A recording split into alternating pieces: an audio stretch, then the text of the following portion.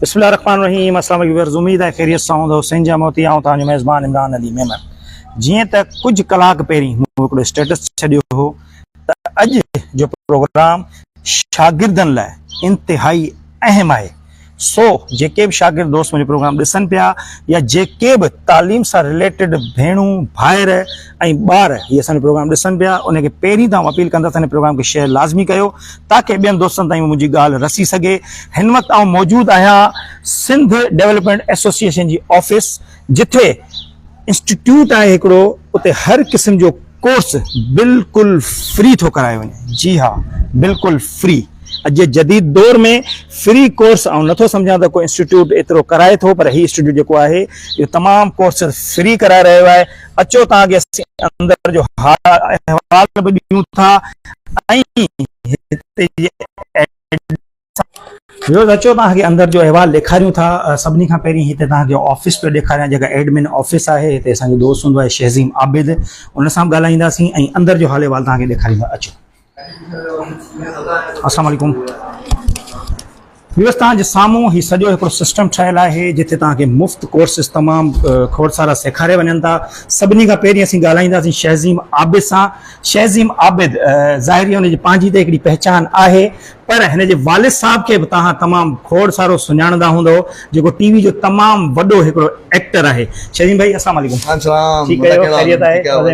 शहज़ीम भाई माशाल्लाह हिकिड़ी नंढड़ी जाइ ऐं हिन में एतिरो खोड़ सारो सिस्टम लॻो पियो आहे, कुछ ॿुधाए जिन बारे में असांखे। माशाल्लाह इमरान भाउ, तव्हांखे असां वेलकम था करियूं। ऐं सिंध जा मोती जेको पेज आहे उनजो इलाही मतिलबु उनखे पसंदि कंदो आहियां, उनजो फॉलोवर आहियां।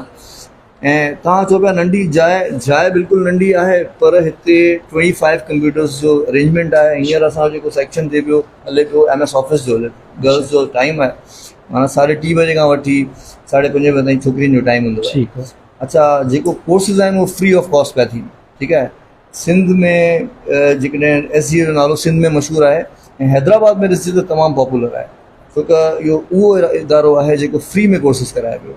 MS ऑफिस थी वियो, बेसिक डॉक्यूमेंटेशन थी वई, तव्हांजो ग्राफिक एंड डिज़ाइनिंग थी वई, तव्हांजो मल्टीमीडिया थी वियो, वीडियो एडिटिंग, इहे सभु असां कराए। जदीद दौर जा जेके बि तक़ाज़ा आहिनि ऐं जेके बि कोर्सिस हिन जदीद दौर जी ज़रूरत आहिनि त उहो सेखारियो पिया। एग्ज़ैक्टली, ज़बरदस्त। अच्छा, छोकिरियुनि जो सेक्शन अलॻि आहे, बॉयज़ जो सेक्शन अलॻि आहे। हिन में छा आहे त असां वटि हींअर जेको टाइम आहे 3:30 खां 5:30 हुन में सिर्फ़ु गर्ल्स आहिनि। ठीकु आहे। उन खां पोइ नेक्स्ट असांजो क्लास स्टार्ट थींदो 5:30 खां 7:30 ताईं, उहो आहे फेसबुक यूट्यूब अर्निंग्स। ज़बरदस्त। तव्हां ॾाढो सुठो कमु पिया करियो, तव्हांजो माशाल्लाह मोनेटाइज़ चैनल आहे। ईअं असां उन्हनि खे बि सेखारियो पिया त how to make a good content ऐं फेसबुक ऐं यूट्यूब खे कीअं जेको आहे उहो वधीकतर यूज़ कयो वञे। ठीकु आहे। त उन खां पोइ वरी छोकिरनि जो टाइम आहे, जीअं MS ऑफिस गर्ल्स जो आहे, छोकिरनि जो आहे। राति जो वरी क्रिप्टो ट्रेडिंग जो आहे। का मतिलबु बाइंडिंग त कोन्हे त मतिलबु सिर्फ़ु हैदराबाद जी ही छोकिरियूं या हैदराबाद जा ही छोकिरा हिते अची सघनि था? आउट ऑफ सिटी या जीअं मतिलबु असीं इंटीरियर जे जेके वेझा वेझा ॻोठ आहिनि उतां बि छोकिरा छोकिरियूं हिते दाख़िला लाइ अची सघनि था? एग्ज़ैक्टली अची सघनि था। मतिलबु मूंखे यादि आहे मटियारी मां बि स्टूडेंट आयो आहे। अच्छा अच्छा, माना कंहिंजे लाइ का बि रोक टोक कोन्हे, को पाबंदी न आहे। प्रोसेस छा आहे शहज़ीम साईं हिते जी दाख़िला जो? Very simple. असांजो पेज आहे सिंध डेवलपमेंट एसोसिएशन जो फेसबुक ते, उन ते वञी करे माण्हू ॾिसंदा आहिनि। भई जॾहिं पोस्ट ईंदी आहे त उनखे जेके फॉलोवर्स आहिनि उनखे ख़बर पइजी वेंदी आहे भई एडवर्टाइज़मेंट अची वई आहे। उन खां पोइ हू अप्लाई कंदा आहिनि, इंटरव्यू थींदो आहे। इंटरव्यू बेस ते उन्हनि खे असां सेलेक्ट कंदा आहियूं। जीअं हाणे 286 माण्हुनि अप्लाई कयो, उन मां असां 100 कयासीं। ठीकु आहे। 104 टेस्ट थींदी आहे, का ख़ासि टेस्ट हूंदी आहे? इंटरव्यू बेसिक जनरल नॉलेज ॾिसंदा आहियूं, भई पढ़ण जो शौक़ु आहे या न, उन हिसाब सां असां खणंदा आहियूं। अच्छा, ॿी टीम हिते केतिरी आहे, कुझु हुन जे बारे में असांखे ॿुधाईंदो? एडमिनिस्ट्रेशन आहे पूरी, अरसलान गफ़ार साहब आहे, सिद्दीक साहब आहे, काशिफ जतोई लैब खे ॾिसे थो। ठीकु आहे। ऐं पाण आहियां हिते कोर्स जो इंचार्ज आहियां, ऐं अरशद साहब आहिनि जनरल सेक्रेटरी। ॿियो बि मैनेजमेंट आहे जंहिंसां तव्हांखे मूं चयो बाक़ी हाणे स्टूडेंट्स खां तव्हां फीडबैक। अच्छा, हिकिड़ो बि सवाल तव्हां सां करे पोइ स्टूडेंट जी पासे ईंदासीं। ज़ाहिर तव्हां चओ था त हिते सभु शइ फ्री सेखारी वञे थी। एग्ज़ैक्टली। असांजो अक्सर ज़हन इहो हूंदो आहे शागिर्दनि जो या वालिदैन जो त जेका शइ फ्री में सेखारी वञे पई उन जी का वैल्यू न हूंदी। इन जे बारे में तव्हां छा चओ था? इन जे बारे में ॾाढो ज़बरदस्त क्वेश्चन आहे तव्हांजो। इन जे बारे में मुंहिंजा स्टूडेंट्स तव्हांखे ॿुधाईंदा। नंबर 1, पर आउं ॿुधायां थो, ॾिसो फ्री आहे पर इहा हिकिड़ी सम्झो प्राइवेट NGO आहे, ऐं जेके ओनर्स आहिनि उन्हनि जो मक़सदु छा आहे त भई स्टूडेंट्स जेके आहिनि उहो सिखनि। अचनि ॿार उहे ॿार जेके अफोर्ड नथा करे सघनि, पर हाणे ॾिसो उहे ॿार बि अचनि पिया जेके घटि फीस में पढ़णु चाहींदा हुआ, पर उन्हनि खे फ्री मिले पियो, अञा अचनि पिया, ख़ुशी सां अचनि पिया। तव्हां ॾिसो अटेंडेंस माशाल्लाह फुल लॻी पई आहे। अच्छा, टाइम केतिरो हूंदो आहे कोर्स सिखण जो? हाँ, अधु कलाक जो लेक्चर आहे, ठीकु आहे, ऐं कलाक सवा कलाक जो पूरो प्रैक्टिकल। अच्छा, टोटल ड्यूरेशन असीं अगरि 2 कलाक हिकिड़े न मतिलबु आउं सॼे कोर्स जी ॻाल्हि थो कयां त 4 महीना 5 महीना न, 6 महीना? इहो शॉर्ट कोर्स आहे 2 महीननि 2 महीने जो शॉर्ट कोर्स में। Basic documentation. अच्छा, कुझु स्टूडेंट्स सां असीं ॻाल्हाईंदासीं। सभु सिंधी आहियो तव्हां या उर्दू स्पीकिंग बि आहियो? हिननि जो तव्हां इंटरव्यू ठीकु आहे। अस्सलाम वालेकुम। वालेकुम सलाम। नालो ॿुधाइजो पहिरीं त पंहिंजो। उमेश सारिश। उमेश सैरिश। अच्छा, उमेश सैरिश किथां ईंदा आहियो हिते पढ़णु? Sir, actually, I just came from like a colony is apart from there. I came by walk. Yeah. Okay. अच्छा, कीअं थो लॻे भला हिते जो माहौल? हिकिड़ो नंढिड़ो शुरू में तव्हां खां तलक सवाल आहे, पर ज़ाहिर आहे करणु लाज़मी आहे, लाज़मी असांजी छोकिरियूं आहिनि। अक्सर वालदेन खे हूंदो आहे त भई इंस्टीट्यूट ते वञी छोकिरियुनि जो थोरो माहौल ख़राब थो थिए। Okay. इन जे बारे में तव्हांजो छा चवणु आहे ताकी वालदेन ते बि इहा शइ अची वञे त न भाई इंस्टीट्यूट ते इहे शयूं न आहिनि, असांजी छोकिरियूं पढ़णी वञनि थियूं? So first of all, I would say like it should be like there should be a trust between the parents and the child. So like the parents should trust their child and see their potential. Today's generation is going very far, and these like courses are very important to take, right? Exactly. And if we don't take, we will gonna back off, right? So we have to go with the generation. For that, we have to take it. So parents should see the potential in the child, and they should see that like their child are very interested and they would gonna get the benefit through this. So I would say like this is actually a great thing that parents should trust their child and they should see their potential and everything. माना भरोसे का सवाल कुछ भी ना है, अगर भरोसा न हो तो मामला न ठहंदा। No, for that there's institution as well. Like institution should provide the trust thing as well. The way like they have separated the girls and boys section as well, and everything like CCTV camera and everything is over there, right? So you can also see by everything that what's going on inside. So I would say like it's pretty much fine. And my parents personally, they do trust me, and I have built the trust for them. So like yeah, it's very easy. अगर interior जी असीं छोकरियुनि खे तव्हां जे through को message ॾियणु चाहियूं त छा चवंदो? Okay, I would say like whenever it comes to studies, you should focus on that thing because you should see your future first than other things. So that's I would say. Thank you. Thank you, sir. Second, अस्सलाम वालेकुम अलीशा। ठीक है, खैरियत आहे? तव्हां किथां आया आहियो? मां अलरमान हिते हैदराबाद जी आहियां। ठीक है जी। अच्छा, बेसिकली किथे जा आहियो? बेसिकली मां जोही जी आहियां। जोही जा आहियो, माशाल्लाह। कास्ट तव्हांजी?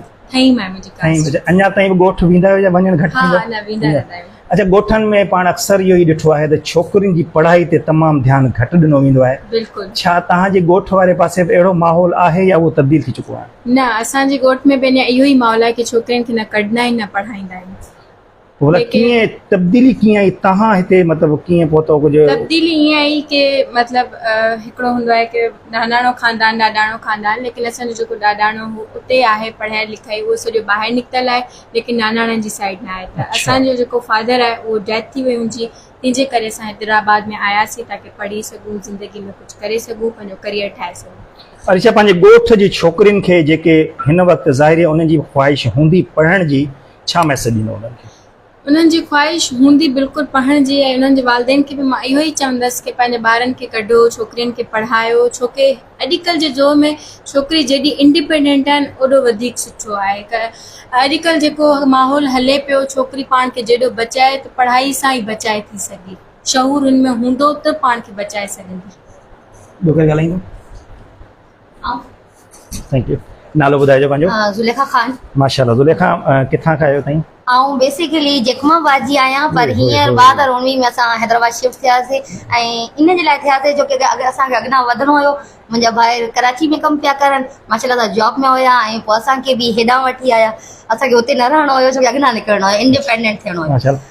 उते बि माहौल भला? हा, छोकी मुंहिंजो बाबा वापडा में हुयो, त असां कश्मीर साइड रहंदासीं कॉलोनी में, त उते जो माहौल माशाल्लाह सुठो हुयो। कॉलोनी में बि पढ़ाई वग़ैरह हर शइ सुठी हुई, पर इहो की कोर्ट साइड खां घटि हुयो, पर हींअर जेको माशाल्लाह सां डेवलप थी वियो आहे, ऐं उते जा डॉक्टर्स थी विया आहिनि, स्टूडेंट्स कोर्स वारा, ऐं वधनि पिया माशाल्लाह। तव्हांजी भला छा ख़्वाहिश, छा थींदो? आऊं त हींअर एडमिनिस्ट्रेटर थियणु चाहियां थी, छोकी मुंहिंजी मास्टर थियल आहे पब्लिक एडमिनिस्ट्रेशन में।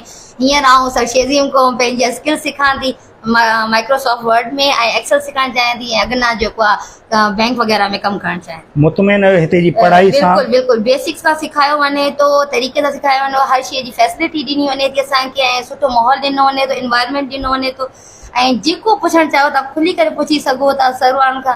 ऐं सर वारा ईअं आहिनि जीअं असांजा भाइर फैमिली इन्हनि वांगुरु ई आहिनि। Thank U.